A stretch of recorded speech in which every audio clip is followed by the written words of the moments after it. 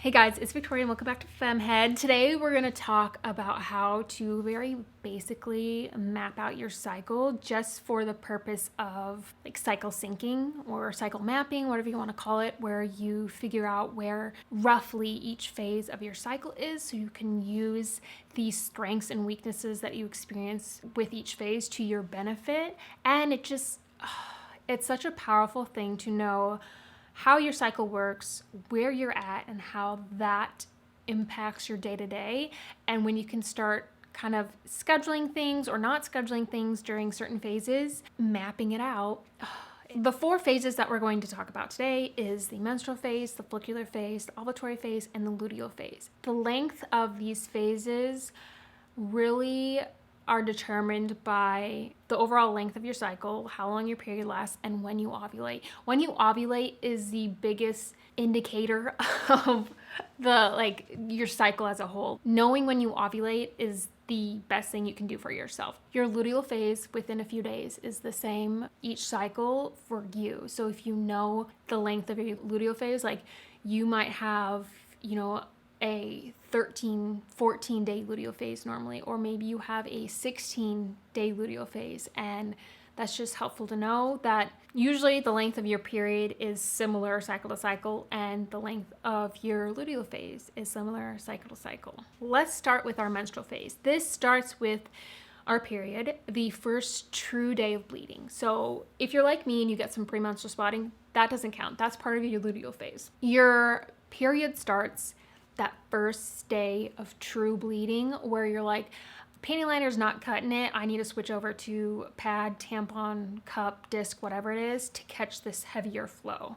If you're using your basal body temperature, which is separate from what we're talking about in this video, you can really pinpoint the first day of your period. If you do get some like premenstrual spotting and you're not quite sure which day is your first day, basal body temperature would be very helpful to chart because you get a drastic drop in your temperature the day your period starts. So you can look at your chart and be like, yes, that is day 1, even though I had a little bit of spotting here and this day wasn't quite as heavy as the next day, but this was day 1.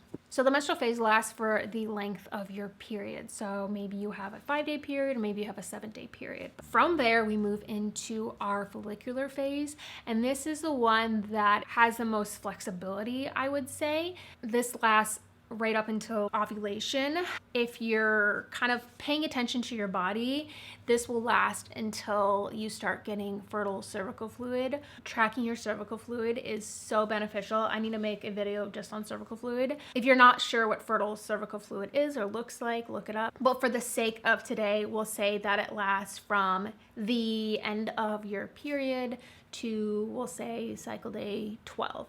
I'll include a thing either at the end or in the description box that kind of shows like based on the length of your cycle when you can expect certain phases, like the breakdown of each. Your ovulatory phase lasts for the few days around ovulation. Ovulation is like a 1-day event. Not even like a 1 day. It happens. The phase and the benefits and all that kind of surrounds, cocoons ovulation. And then your luteal phase is the final phase in your cycle before you start a new cycle, start your period, start your menstrual phase.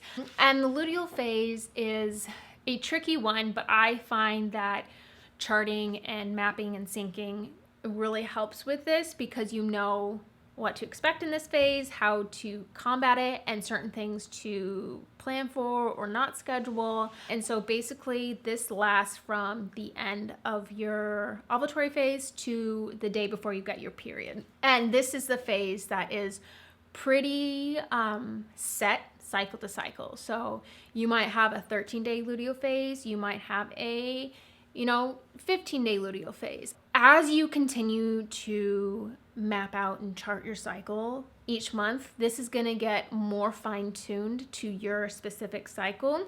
And so you might just need to start with a rough overlay of okay, I know roughly how often my period comes, and we'll, write that out.